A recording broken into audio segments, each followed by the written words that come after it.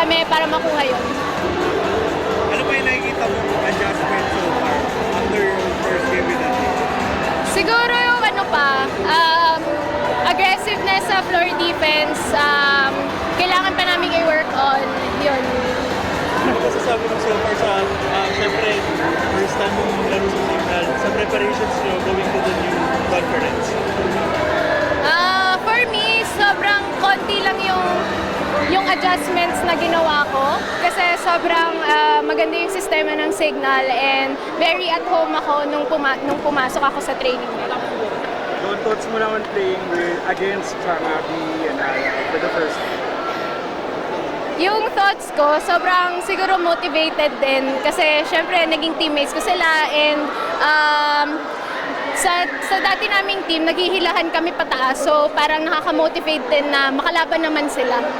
Doon bukod sa kanila, pinanood din kayo nila Kiana, nila Majoy. Parang gaano ba, nag-sink in na ba na ito, magkakaibang team na kayo? Oo, nag-start actually nung nag-start na kami mag-train sa kanya-kanyang team na hindi na kami nagkikita-kita araw-araw, nagkakasama after training. So talagang nag-sink in na.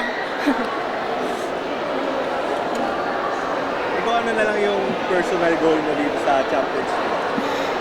Siyempre yung mag-champion kasi nakikita ko talaga sa team na to na kaya naming kunin yung champion. Thank you, Dad. Thank you!